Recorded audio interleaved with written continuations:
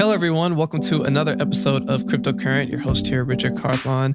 And today I got a very special guest all the way out in Hong Kong working on a really cool exchange that I'm excited to learn more about. We got Mr. Zhang with AAX Exchange. How are you doing today? Good, thank you. Thanks for talking to you here. Of course. Well, before we get started, how about you give us a little background on yourself? Yeah, so I'm Thor Chan, the CEO of AAX. AAX is a cryptocurrency exchange platform founded 1 year ago. And then right now we are offering spot trading, derivatives trading, and also a fiat on and off-ramp infrastructure. Right now we have users around from around 8 countries, 500,000 users.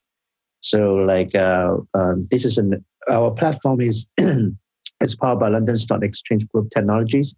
So we are using the core matching engine, the same matching engine used in 40 different financial markets.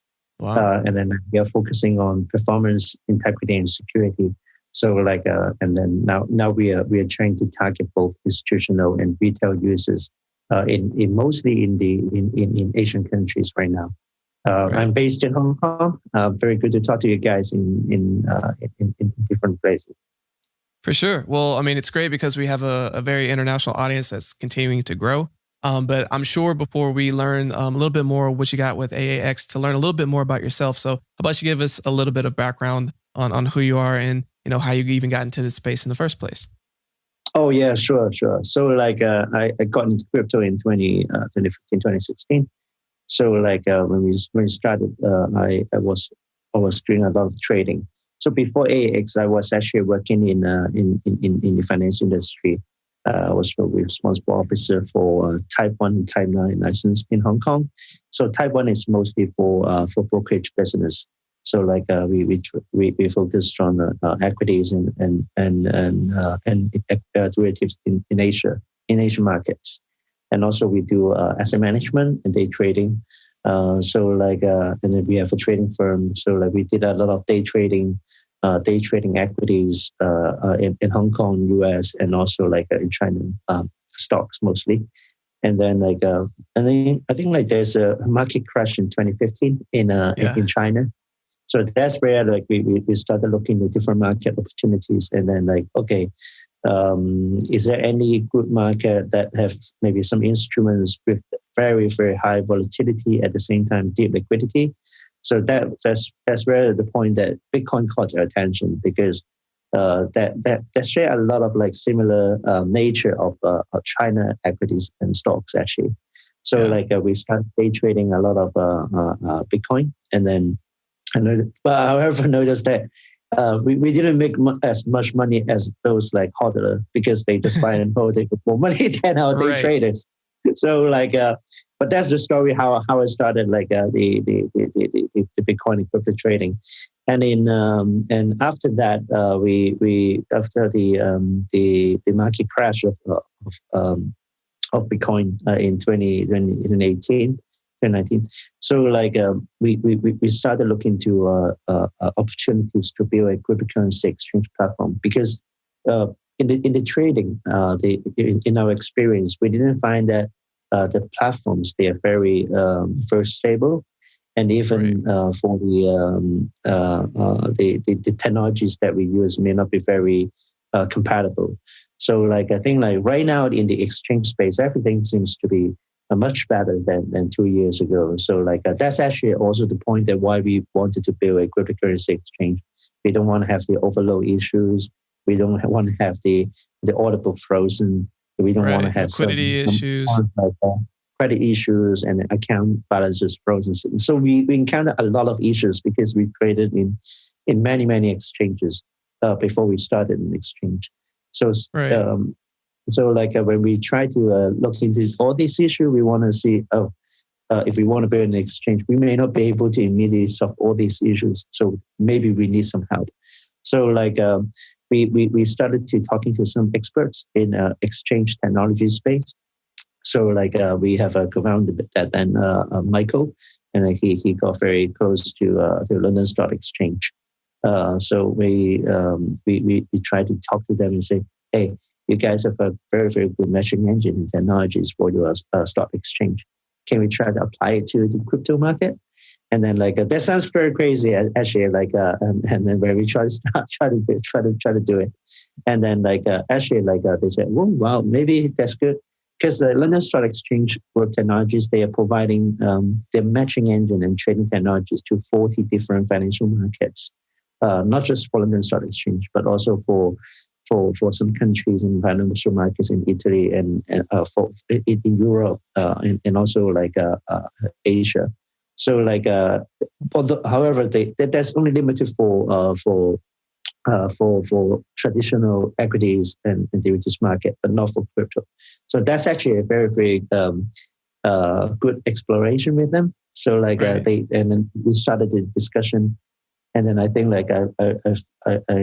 met with the tech team. I met with the people to see how we can make that matching engine fit into the crypto space.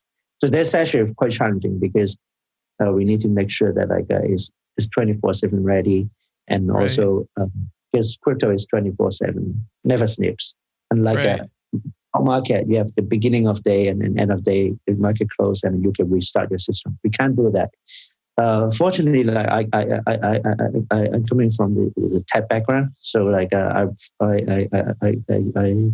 I try to work with the team very closely to try to solve these issues. So we make the technologies 24/7 ready, and also we try to put the matching engine on the cloud surface so that we can manage it very easily. So that's how we started, and then how I jumped into the crypto exchange journey.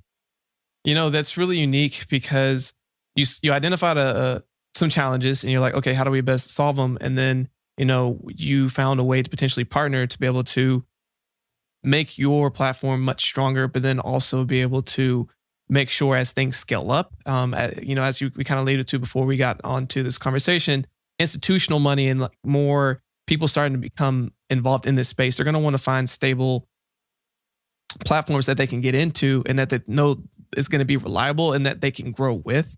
And the fact that you are kind of looking at it from a standpoint of how can we best serve all of our financial audience, I think that's pretty unique and just like you said, very challenging at the exact same time. To go from a finite amount of time, this is when the market's open, to hey, this is 24/7 all year. Like it's a tall task, but if you can tackle it and you do it well, and help with that overall customer experience and trader experience, I mean, I think you have something solid. So, what I know you spoke on a couple different ways that you're addressing some of those challenges, but what are some ways that your users are enjoying your platform and are kind of utilizing the various tools that you've been able to create? Mm, yeah.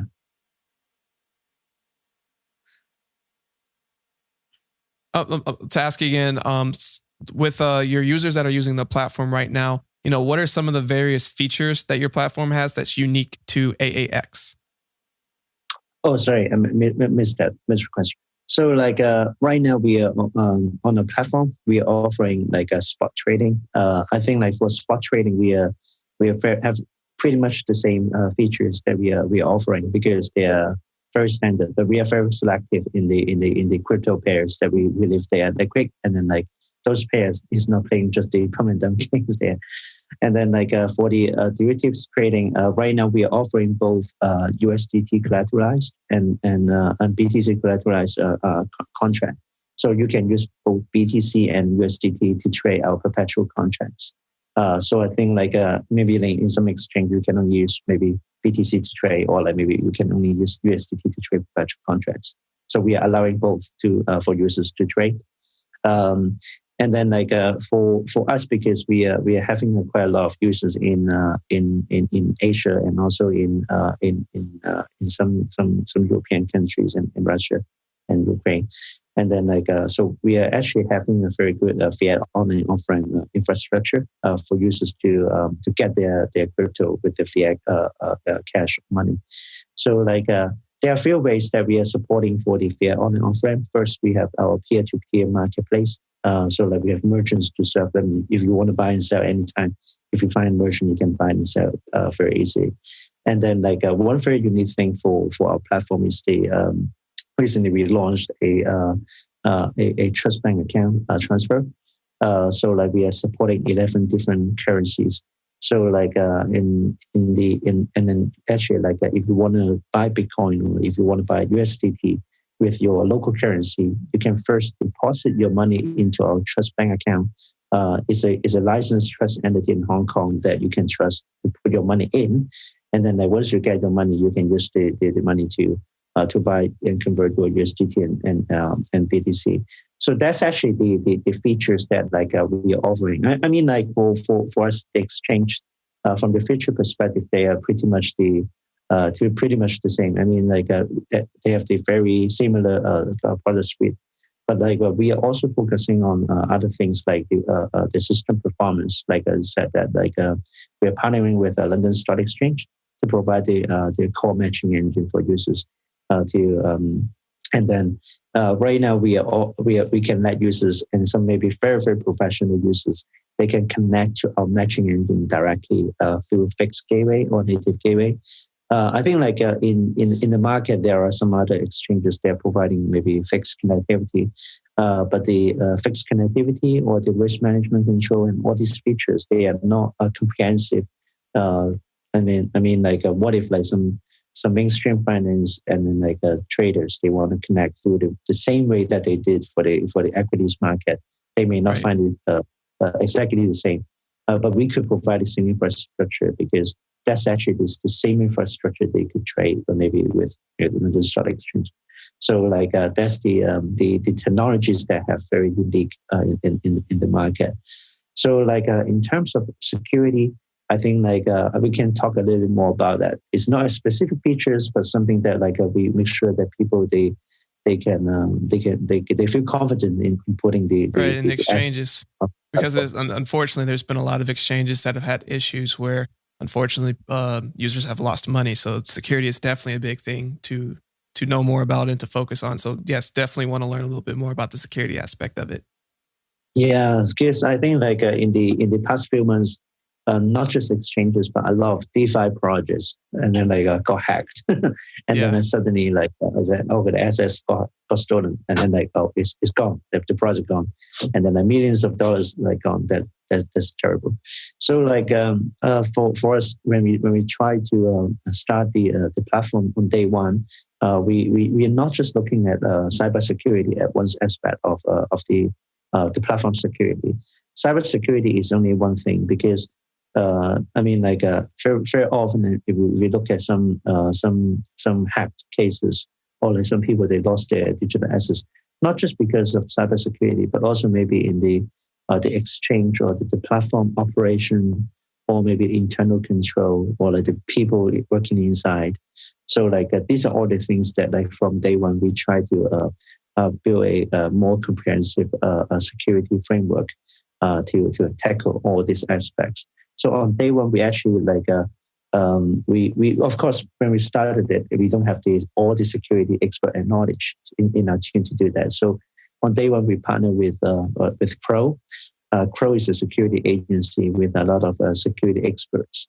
They are serving a lot of government agencies and also investment banks and very big banks in the world. So we got some support from them to help us to reveal the security framework and also some operation procedures and even like how we select people.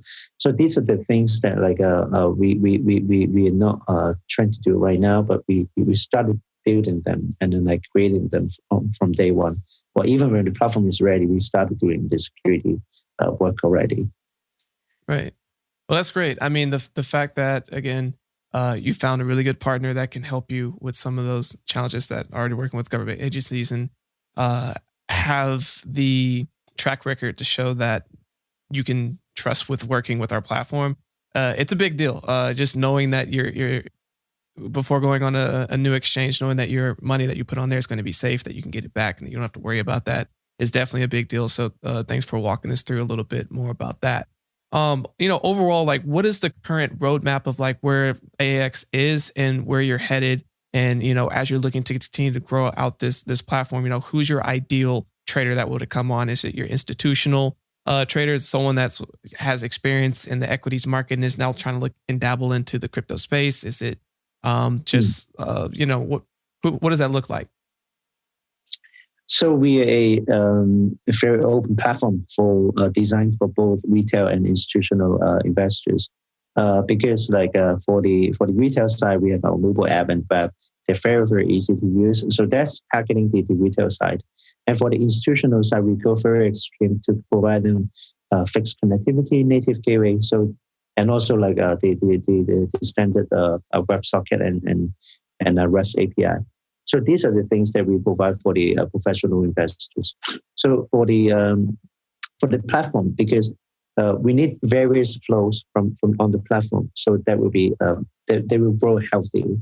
I mean, like if we only focus on maybe retail and then in the platform, that would be great. The institutional side will come if we see the profile there. If we focus on the institutional side, and then maybe okay as well if we get a lot of professional market makers to serve them. But for us, we want to build a cryptocurrency exchange with a mix of flows to come to the platform. So we don't have I mean, of course, if you ask me what would be the major effort and then time and energy to focus on these two segments, we actually focus more on the retail side to build the platform and marketing. But for the institutional side is more on the business development that we do. So that's actually less resources that we put for that side. But for the technology side, I think that is one platform and one infrastructure for all. Gotcha. Well, definitely thanks for breaking that down. And as of the date of this recording, recently, Bitcoin has reached all-time highs. You're starting to see a lot of money being poured into the overall crypto market cap. It's a great time to be in crypto. What do you see as we head into 2021? Like, where do you see the crypto market as a whole headed towards? Yeah, I think the crypto market, especially the major digital assets, the price will still go up. I think, especially for maybe the major assets like Bitcoin, Ethereum, and then those assets that recognized by the institutions. And then those institutions, they think that they can put them in the portfolio. So that would be the big trend.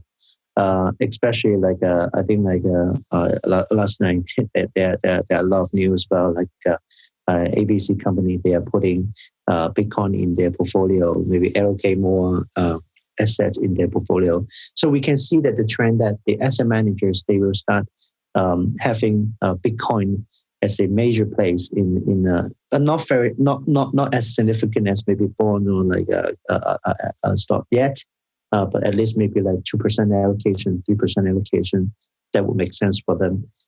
Or maybe instead of having maybe 5% gold in total in the portfolio, they maybe split it into maybe 2% Bitcoin and 3% gold. So that will be the trend that these asset managers, when you are going to put the Bitcoin into the portfolio.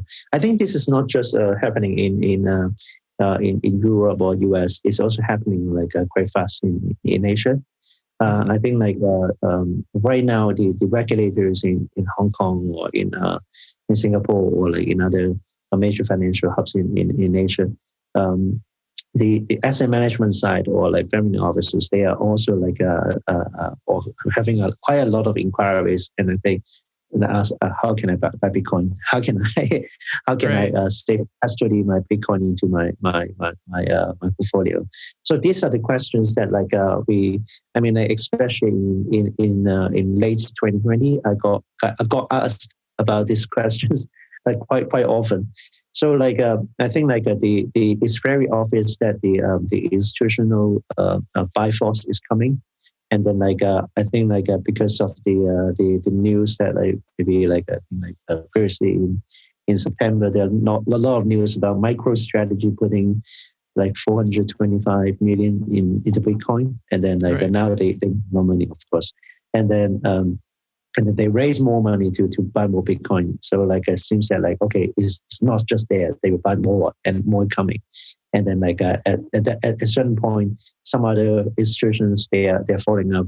And then they see that like even like now like breaking the all-time high, it's actually like maybe less than 10% up from the last surge, price surge.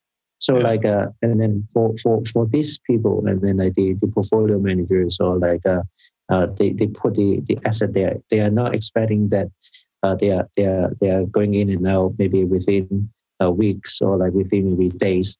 They're putting there, maybe keep it there for months, and then like for longer term. So like it's actually the price force going up is much healthier than what we saw in maybe 2017. Mostly driven by the retail market or the individuals.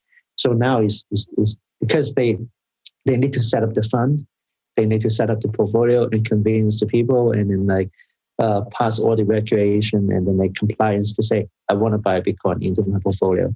And then like maybe after 1 week or two, and then like they say, oh, I profit, I want to sell them. That would not be the mentality of the institutional side. Right. Yeah. And you know, you bring up a really good point where I think a lot of stability started to come from prices. Like these institutional players aren't trying to necessarily day trade a significant portion of the Bitcoin that they're buying. They're hodling. And so with hodling, holding on for dear life, just holding on for even, you know, a set period of time, whether it's months or years, if that's your long-term strategy, that means scarcity has to happen. And of course, with scarcity, that means that prices drive up. And then I think the other part of it too, and again, everyone listen, this is not financial advice, this is my own observation, is, you know, as you start to see more and more of money in Bitcoin prices rise, we then start to see alt season, right? We start to see more money starting to pour into the other alternative coins because they're like, okay, I can't necessarily afford, you know, a $20,000 to $25,000 Bitcoin, but Ripple at 50 cents looks really appetizing, or Ethereum at $600 looks good, or Litecoin at $80 looks really good. Or, you know, they start looking at some of these other ones and they're like, okay, here's how I can get involved. And, you know, before they even, of course, do their own research, do whatever, it's just how do I get involved in this space? And then that's when I think we really start to see some things start to catapult and some opportunities really start to line up, which is why, again, you owning an exchange, AAX, and being a part of that is a good timing as we head into, I think, this next decade. A lot more people are going to want to be getting involved in this space, and having a means at which to onboard and get people to being able to purchase these things is an ideal spot to be in. Yeah, it's very exciting to see how the market changed, and how the market is going right now. And then like I think like even though like the market is growing really crazy right now, but I think like it's just started. And for but we also have to remind the markets, and also remind the investors that like and then every time when there is a boom of the market, then there will be a lot of new assets and then like new cryptos coming up. Right. So like, but I think like this time it is a little bit different. It's not like a 2017. The boom is driven by ICO, and then like we see a lot of like a new crypto coming up, and then like people, and then like chasing for the next Ethereum, or like the next maybe like 100 times a profit from that. So, but this time I think like it's more rational, and then like driven by institutional side, and then like the focus still will be like the major digital assets. They're very careful to put the portfolio to put the asset in the portfolio. So like that's why like we I mean like a very good indicator that like if you ask like what assets you should buy, or you should put in your portfolio, maybe you just look at what grayscale they are putting in their portfolio for the trust fund, and then you see maybe less than 10 digital assets. And these are the safer one that like you see that the institutions they are buying.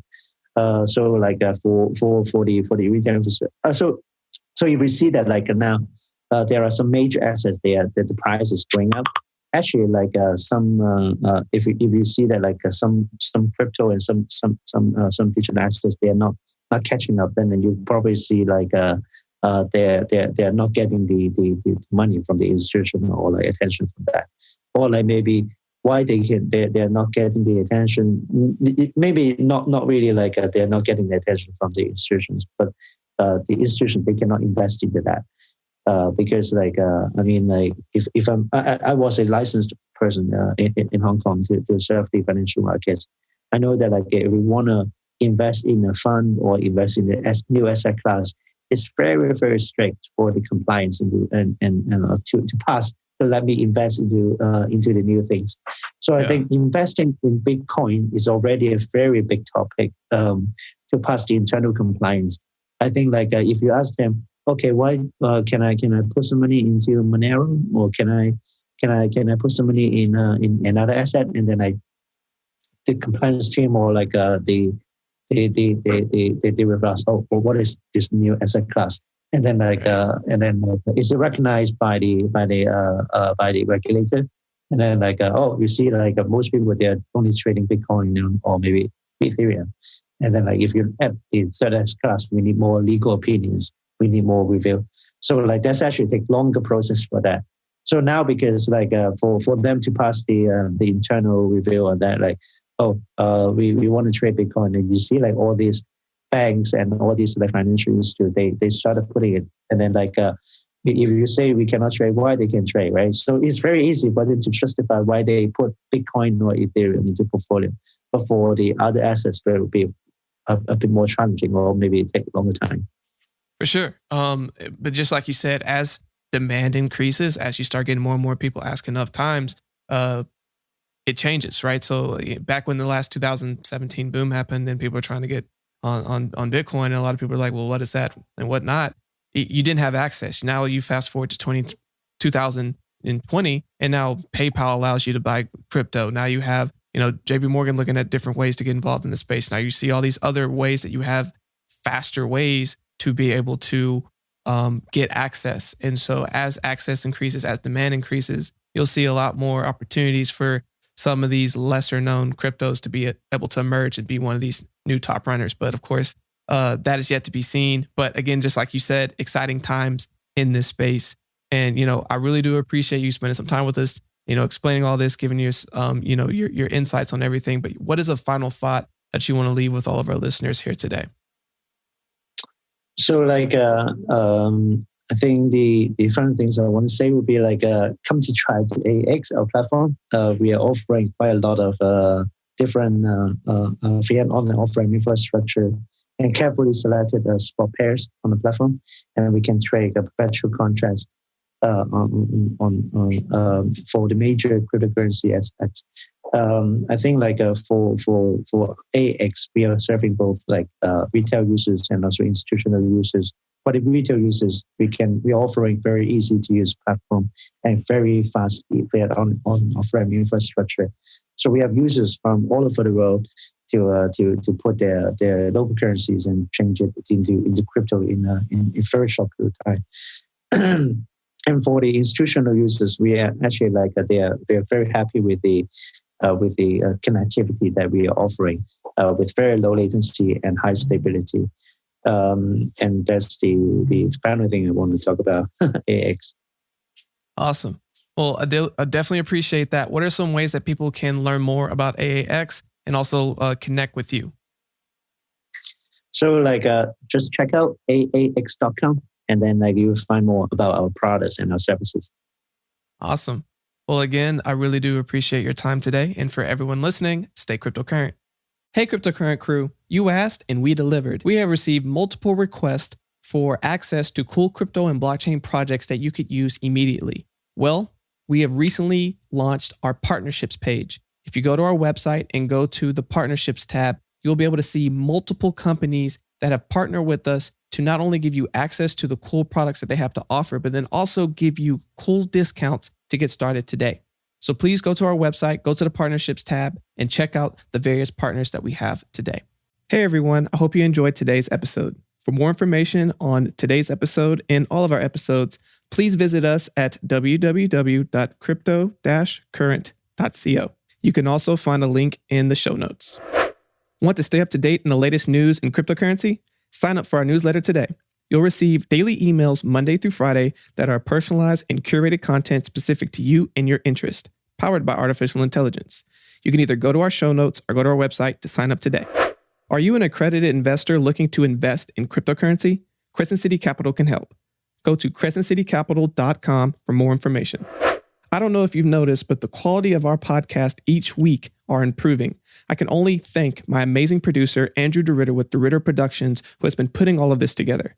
If you have any podcast, music, or audio needs, please go to DeRitterProductions.com. That's DERITTER Productions.com.